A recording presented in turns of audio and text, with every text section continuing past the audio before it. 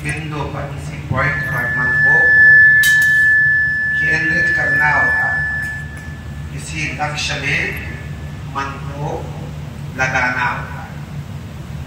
लक्ष्य अलग अलग हो सकता है, लेकिन जैसे भगवान का स्वरूप है या अपने अंदर जो आत्मा है, उस आत्मा के को लक्ष्य करके ध्यान किया जाता है।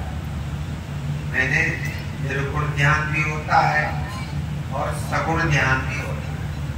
सगुण का मतलब भगवान के सगुण रूप को मान करके ध्यान करते हैं, वो तो होता है सगुण ध्यान। एक होता है जो भगवान को शरीरधारी नहीं मानते, उनका ये ध्यान निर्गुण ध्यान है।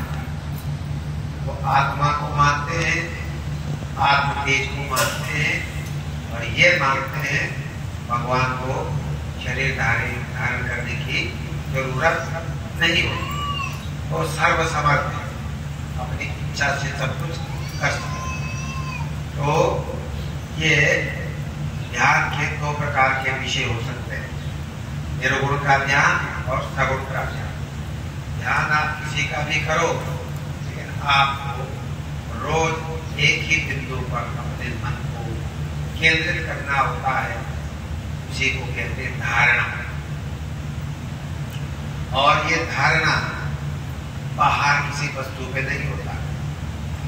वैसे चंद्रमा आदि में भी लोग ध्यान लगाते हैं, लेकिन इससे मन बाहर भटक जाता है। जब आपकी आंखें खुली होगी तो आंख पता नहीं किधर चला जाए। इसलिए योग में ध्यान अपने शरीर के अंदर करें। आंख बंद करके शरीर के अंदर अलग अलग चक्र हैं, चेतना के केंद्र हैं, वो गुरु जैसा बताए, वहां पर आप मन को केंद्रित करेंगे। धीरे धीरे आपको परमात्मा की शक्ति, आत्मा की शक्ति मिलने लगेगी। तो ये ध्यान है। इसके बहुत सारे प्रकार होता है, संप्रज्ञात समाधि, असंप्रज्ञात समाधि के भेद होते हैं। शुरू में जो आप मन लगाते हो, ये भी योग है, लेकिन ये उत्तम कोटि का योग नहीं है। इसमें हमें कुछ न कुछ दिखाई देता है, कुछ न कुछ अनुभव होता है, इसको कहते हैं संप्रज्ञात।